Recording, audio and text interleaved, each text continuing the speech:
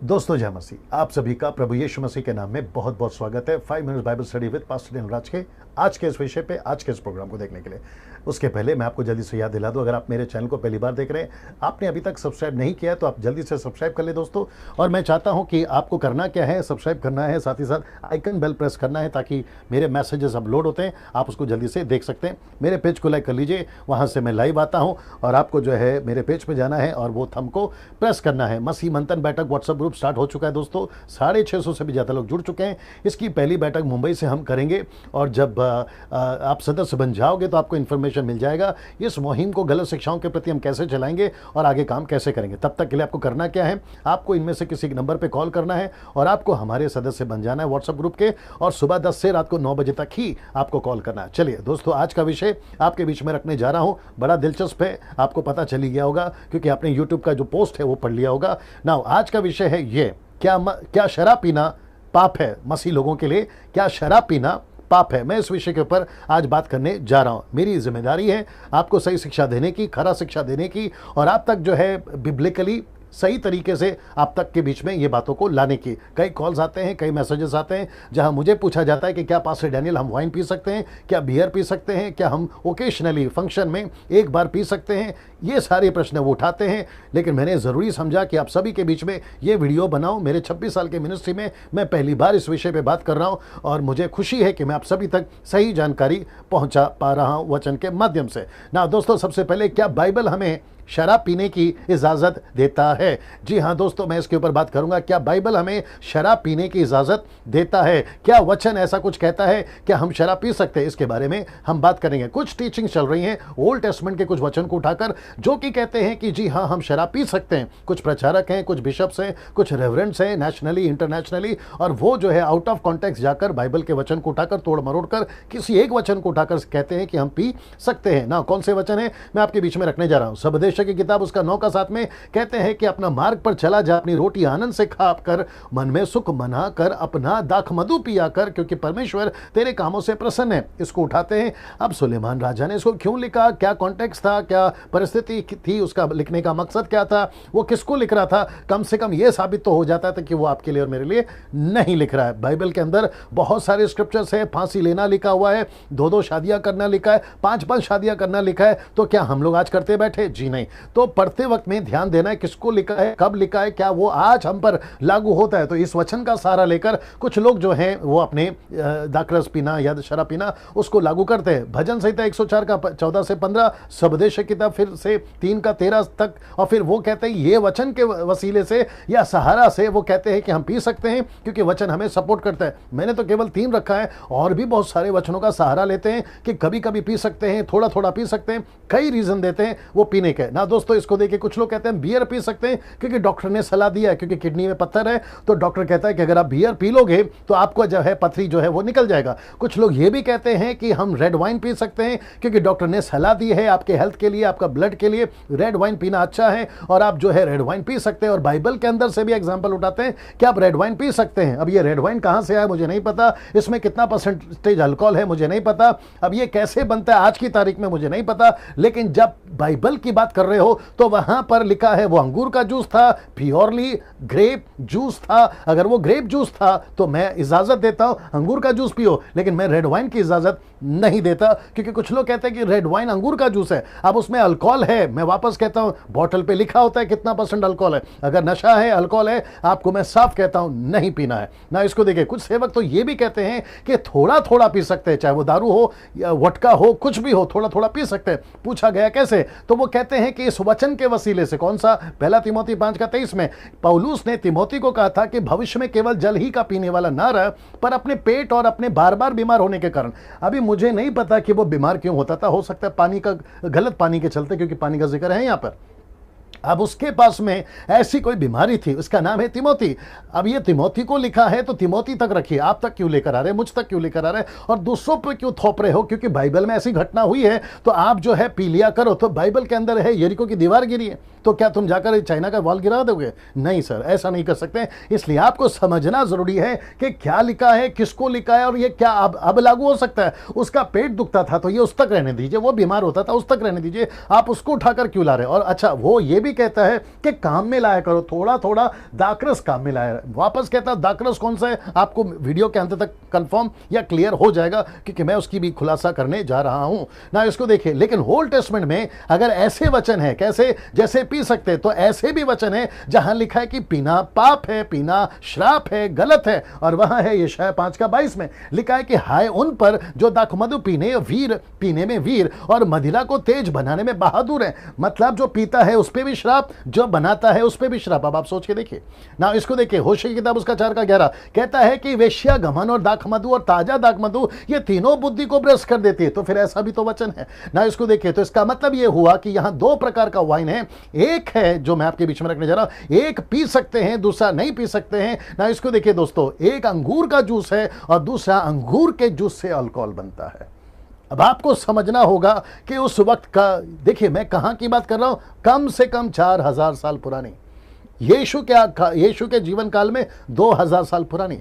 अब आप सोचिए, यहां 2-3 डेकेड में ही शहर के नाम बदल रहे हैं, गांव के नाम बदल रहे हैं, रेलवे स्टेशन के नाम बदल रहे हैं, एयरपोर्ट के नाम बदल रहे हैं। अब आप सोच के देखिए, 2-2000 साल पुरानी बात को अगर बाइबल रिकॉर्ड करती है और आप उसको उठाकर लेकर आकर अगर आप ये कहोगे कि अंगूर का जूस का मतलब है दारू और दारू का मतलब है अंगूर का जूस, आप कैसे मिक्स कर सकते हैं? आपको समझना होगा कि क्या था अंगूर का जूस और क्या था अंगूर के जूस से बनने वाला दारू, यानी कि नशा, शराब। आपको यह समझना बहुत जरूरी है। उत्पत्ति किताब में 2 घटनाएं घटी हैं, एक है 9:21 में और दूसरा है 19:35 में। एक है नूह के साथ, उसने शराब पी और उसके बच्चों ने कुछ गलत करा। दूसरा है लूत, उसने शराब पी और उसके बच्चों ने उसके साथ में गलत करा। ये दोनों ने शराब पिया था और इसको कहते हैं अंगूर का जूस नहीं पिया था साहब, ये नशा था, वो अंगूर के जूस से बना हुआ वो नशा था, दोनों ने पिया ना। हिब्रू में जब हम दोनों को पढ़ते हैं, इस दोनों आयत को पढ़ते हैं, और जहां जहां दाखरस या शराब का यानी कि वाइन का जिक्र है उसको कहते हैं हाइन। इसका मतलब है 3196। ये दोनों क्षमा करें, ये जो स्ट्रॉन्ग्स है 3196, आपको हर जगह पे यही स्ट्रॉन्ग्स मिलेगा। उत्पत्ति से मलाकी तक जब जब आप कोई दाखरस वाइन का जिक्र पढ़ोगे तो आपको यही ट्रांसलेशन मिलेगा ना। दोस्तों इसको देखिए, इन दोनों को बाइबल में वाइन ही लिखा गया। मैंने वापस कह देता हूं, जैसे मैं आपको यहां बता चुका हूं, जहां जहां पढ़ोगे दाखरस आएगा, इंग्लिश में वाइन आएगा, WINE, वाइन ना, ये नाम उनको दिया गया। अब दोस्तों ये आप देख रहे होंगे, जैसे आपको ये दिख रहा है तो आप समझ गए होंगे पास्टर डैनियल ये तो मीट है, मटन है, मांस है, और ये रहा तरकारी, वेजिटेबल, सब्जी जिसको आप लोग कहते हैं। अब आप सोच रहे होंगे कि मैं आपको ये क्यों दिखा रहा हूं, मेरे साथ में बने रहे, थोड़ा वक्त लंबा जा रहा है लेकिन बहुत सारी चीजें आप सीखेंगे ना। सबसे पहला ये रहा मांस का टुकड़ा और ये रहा सब्जी ना। आप इसको जब देखोगे तो आप कहोगे ये सब्जी है, जब आप इसको देखोगे तो आप कहोगे ये मांस है, यानी कि मीट। आप अभी ट्रांसलेशन कर सकते हो, लेकिन आपको पता है उत्पत्ति 1:29 में परमेश्वर ने इन दोनों को नाम क्या दिया? बड़े ध्यान से सुनेगा, लिखता है परमेश्वर ने कहा, सुनो, जितने बीज वाले छोटे छोटे पेड़ सारी पृथ्वी पर ऊपर हैं, जितने वृक्ष में बीज वाले फल होते हैं, वे सब मैंने तुमको दिए हैं। बड़ा ध्यान से देखना, वे तुम्हारे भोजन के लिए। तो क्या क्या भोजन के लिए हैं? वृक्ष, फिर छोटे छोटे पेड़ के फल, ये सब आपको, सब्जी है, फल है, ये सब आपको दिए ना। यहां पे एक भी जगह पे आपको ये मीट नहीं दिखेगा, इन सभी जगह पे आपको ये दिखेगा। और इसलिए हिंदी ट्रांसलेशन कहता है ये भोजन है, लेकिन आप जानना चाहोगे इंग्लिश में कहता है to you it shall be for meat. इसका मतलब है ये आपके लिए मीट है। तो इसका मतलब है कि जिसको आप सब्जी कहते हो, ट्रांसलेशन में आपकी ही बाइबल में उसको लिखा गया इंग्लिश में, किंग जेम्स वर्जन में कहता है मीट है, मीट।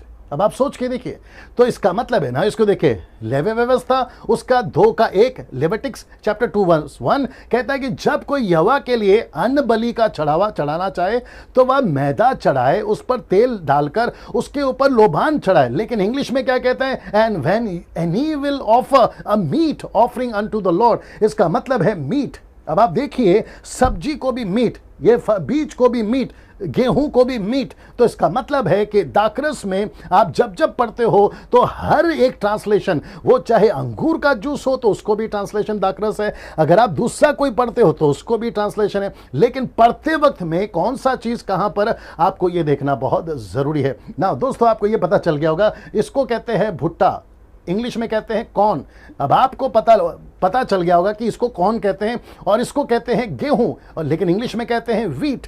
तो दोनों को अलग अलग नाम है। लेकिन आपको एक छोटा सा झटका देता हूं, ओल्ड टेस्टमेंट में हर दाने को कौन ही कहते थे, वो चाहे भुट्टा हो वो चाहे गेहूं हो, वो चाहे भुट्टा हो वो चाहे गेहूं, और इसको जो है कौन कहते थे ना। दोस्तों यूहन्ना की किताब उसका 12 का 24 में अगर आप पढ़ोगे, यीशु ने क्या कहा पता है, मैं तुमसे सच सच कहता हूं कि जब तक गेहूं का दाना, तो इसका मतलब है गेहूं का बात हो रहा है।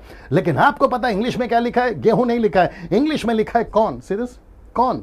तो इसका मतलब है ये है कॉर्न, ये है कॉर्न भुट्टा, और ये है गेहूं। तो इसको व्हीट कहते हैं, उसको कौन कहते हैं। लेकिन जब ट्रांसलेशन हुआ तो हर एक दाने को क्या लिखा गया है, कौन। वैसे ही आपको समझना होगा कि दाकरस, कौन सा दाकरस, आप उसको कैसे इस्तेमाल करते हैं, आप उसको कैसे यूज करते हैं ना। ये शब्द को पढ़ लीजिए, ये शब्द को पढ़ लीजिए, कहता है मैं प्यार करता हूं।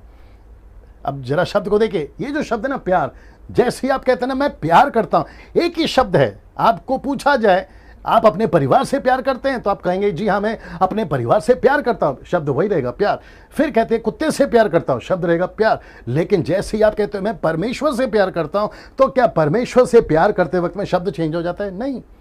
लेकिन यहां पर आप कब किसको कैसे इस्तेमाल करोगे, किस तरीके से इस्तेमाल करोगे, वो इंपॉर्टेंट है। शब्द चेंज नहीं होगा, शैली चेंज होगी। मेरे कितने प्रचार में मैं आपको सिखा चुका हूं, बता चुका हूं कि सरकास्टिक क्या होता है, व्यंग क्या होता है, टॉन्ट क्या होता है, ताना मारना क्या होता है। ये हमें और आपको सीखना बहुत जरूरी है। वचन को पढ़ते वक्त में भी हमें ध्यान देना बहुत जरूरी है ना। याकूब की किताब यानी कि जेम्स चैप्टर 2:3, आपको पता है यहां पर क्या लिखा है। अगर आप हिंदी में पढ़ोगे, जो कि मैंने नहीं डाला है, हिंदी में लिखा है कि जो सुहावने वस्त्र पहनते हैं। लेकिन किंग जेम्स वर्जन क्या कहता है मालूम है, गे क्लोथ्स या गे क्लोथिंग। तो गे का मतलब आप समझ गए होंगे। अब आपको शायद नहीं पता कि 200 साल या 100 साल या कम से कम 3-4 डेकेड से ये जो शब्द है, इसका पूरा का पूरा मतलब ही अलग हो गया। लेकिन एक वक्त था, हिस्ट्री चेक करिएगा पता चल जाएगा, एक वक्त था घे का मतलब होता था प्लेजेंट, घे का मतलब होता था सोबर, घे का मतलब होता था, या जब टर्म्स में यूज करते थे किसी को अच्छा बोलने के लिए, यार तो आज कितना अच्छा दिख रहा है, तो उसको कहते थे घे क्लोथिंग। तो इसका मतलब है कोई अगर आता था, याकूब की किताब कहता है याद रखो, तो वो ये कपड़े पहनकर आता था। लेकिन आजकल क्या बोलते हैं, घे का मतलब पूरा गलत होता है। आप समझ रहे हैं, ज्यादा डिटेल में नहीं जाऊंगा, लेकिन कुछ शब्द को कैसे यूज करते हैं, उस वक्त में कैसे यूज करते थे, ये समझना बहुत जरूरी है। कहते हैं कि यीशु ने दाकरस बनाया, लेकिन यीशु ने कौन सा दाकरस बनाया, अगर आप ये नहीं समझ रहे हो तो आप उसको दारू बोल दोगे। लेकिन जब यीशु के जमाने में यीशु ने दाकरस बनाया, क्योंकि यीशु का पहला चमत्कार दाकरस ही था, वो टर्निंग वाटर इनटू वाइन। लेकिन वो कौन सा वाइन था, क्या वाइन था, अगर आप नहीं समझोगे, जैसे एग्जांपल दे रहा हूं, तो फिर गई भैंस पानी में। आपको ये समझना बहुत जरूरी है। अब बाइबल में शराब पीना सख्त मना है।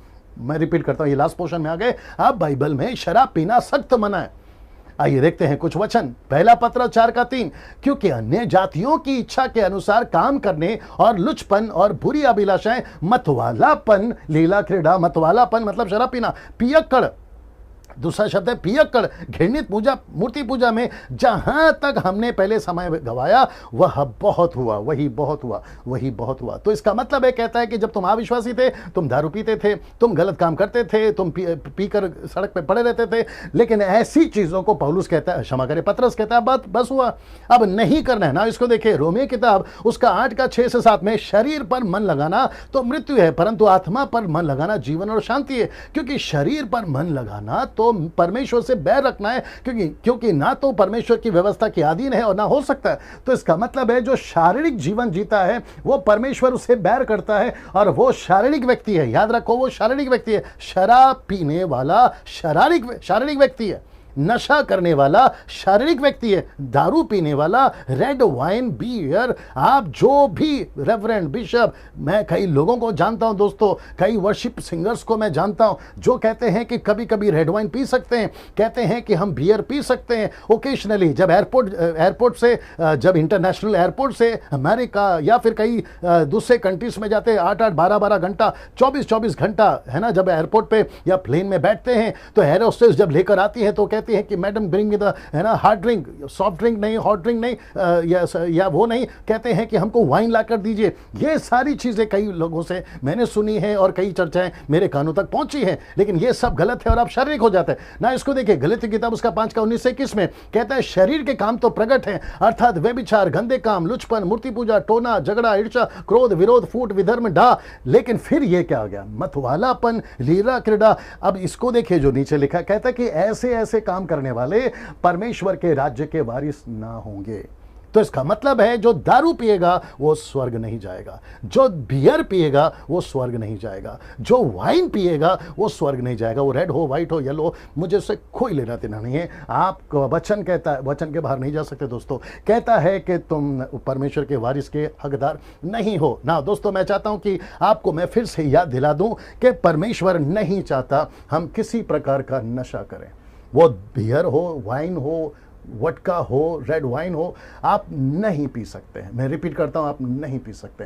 ये सरासर गलत है। शराब पीना पाप है पास्टर डैनियल, मैं 1000% लाख टक्का कहूंगा, जी हाँ, शराब पीना पाप है, गलत है, आप नहीं कर सकते। दोस्तों फिर एक सब्जेक्ट के साथ में कल वापस आपके साथ में रूबरू हूंगा, तब तक ले जय मसीह, नमस्ते।